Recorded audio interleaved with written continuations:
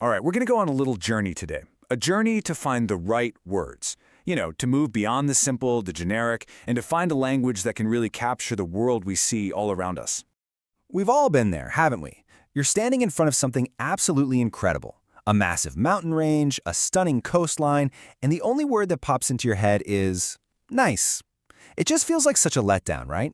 Like you haven't done the scenery any justice. Well, today, we're going to fix that. And this is our guide. It is packed with the exact vocabulary we need to level up our descriptions. Think of it as a toolkit for painting pictures with words, giving us the language to finally capture the true feeling of a landscape. So before we get into all the cool phrases, it turns out that every description really begins with a fundamental choice. It's kind of like a fork in the road that sets the entire tone for everything you're about to say. And here it is. Is the landscape gentle or is it bleak? A gentle landscape, like the one here with its open fields, well, it feels welcoming, it feels calm. But a bleak landscape, like those Rocky Mountains, that's the complete opposite. It's stark, it's exposed, and maybe it's even a little intimidating. That single choice, gentle or bleak, immediately sets the entire mood and tells your listener exactly what kind of world they're stepping into. The best way to learn these words is to really see them in action. So let's go on a virtual walk together and watch how these descriptions can totally bring a scene to life. Okay, simple enough, right? We're on a path, we're heading towards the water, the scene is being set. But it's what happens next that introduces our first key piece of descriptive language. And there it is. Not we saw a kingfisher, but we caught a glimpse of one. That choice of words is so deliberate and it completely changes the feeling of that moment. This is just a perfect example of the power of specific language. Catching a glimpse makes it sound so fleeting, a quick, almost accidental sighting. It makes the moment feel way more special, more magical, than just saying, I saw a bird. It's like a flash of color, and then it's gone. So our walk continues. We rounded a bend, another great phrase that suggests movement and discovery, and then bam, a new feature dominates the scene. St. John's Abbey came into view, which tells us it was this gradual reveal, not something that just appeared instantly. And now we're getting a sense of history. The Abbey isn't new or perfect. It has a story, and that story is captured in this fantastic phrase, it fell into ruin.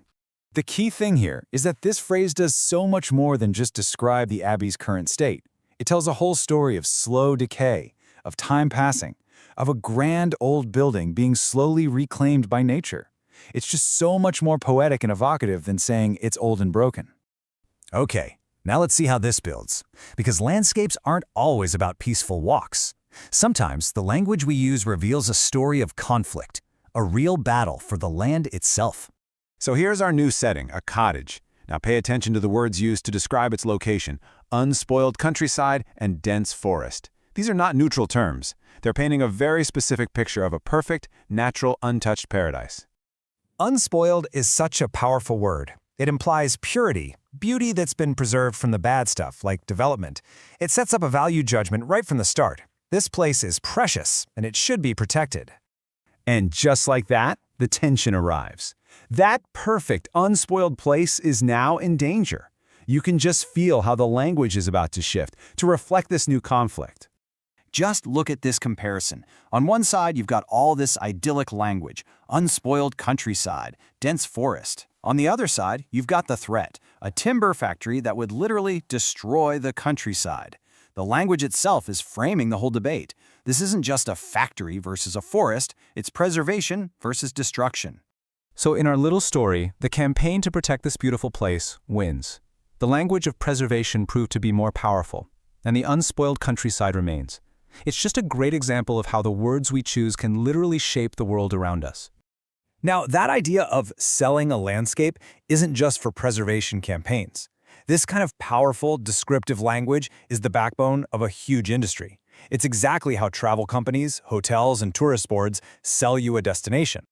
Okay, this table is an absolute goldmine. It's full of these things called collocations, which is just a fancy way of saying words that love to hang out together. So you don't just have a view, right? No way. You have an uninterrupted, a panoramic, or a spectacular view. The scenery isn't just nice, it's breathtaking scenery. A beach stretches for miles, you see? These pairings are designed to create an absolutely irresistible image in your mind. I mean, tranquil countryside? That's not just a description.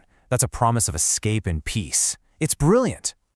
So, after our walk and our little peek into the world of tourism, what have we actually learned? Well, we've gathered a fantastic collection of powerful tools for your own descriptive toolkit. So let's recap what's in our toolkit. To set the scene, you can start with that fundamental choice. Is it gentle or bleak? To describe the action, use awesome phrases like caught a glimpse of. To tell a story, you've got powerful ideas like fell into ruin or unspoiled countryside. And if you want to sell a view, you've got panoramic, breathtaking, and tranquil. The next time you're looking out at a landscape, you're not going to be stuck with just, it's nice. You have this rich vocabulary to draw from now to capture what you're really seeing and, more importantly, what you're feeling. And that's the real takeaway here, isn't it? These words don't just label things. They literally change how we perceive the world. They make us notice the details, that fleeting bird, the history in the ruins, the true vastness of the view. So with this new toolkit of yours, I've got to ask, what will you see differently on your next walk? What new stories will the landscape tell you?